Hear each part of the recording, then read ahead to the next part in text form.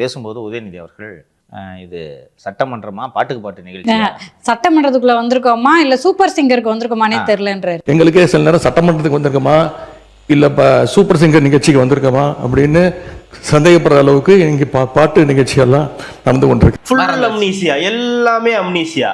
நம்ம ஆட்சியில நம்ம தகப்பனாருக்கு என்னெல்லாம் பாட்டு பாடுனாங்க? மாபெரும் சபைகளில் நீ நடந்தால் உனக்கு மாலைகள் விழ வேண்டும். மாபெரும் சபையில் நீ நடந்தால் உனக்கு மாலைகள் விழ வேண்டும்.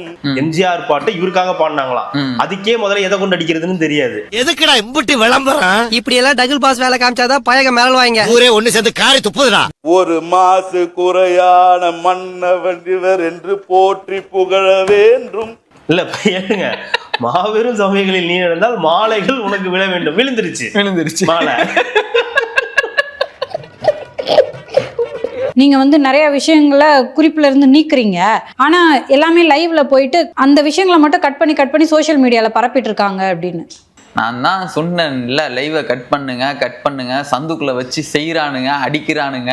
இந்த அவை நிகழ்ச்சியெல்லாம் நீங்க லைவ்ல எல்லாமே போயிட்டு இருக்கு. நீங்க அவை குறிப்பிலிருந்து நீக்கிடுறீங்க.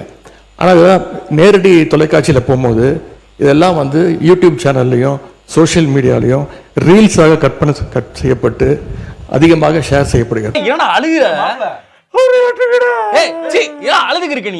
நீங்க அவை குறிப்பிலிருந்து நீக்கிறீங்கன்றீங்க. ஆனா அதுக்கு முன்னாடியே வெளியில போய் வச்சு அடின்னு அடிக்கிறாங்க. எங்களுக்கு இது பிடிக்கல. இதுக்கு பேர் தான் ஏன் லைவ் வென்று படிச்சிருக்கல, அதான் படிச்சாதானே, டிகிரி ஒழுங்கா படிச்சாதானே. தோத்துக்கிட்டே இருக்கீடா. போறது ரீல்ஸை பார்த்து பயப்படுறாங்க.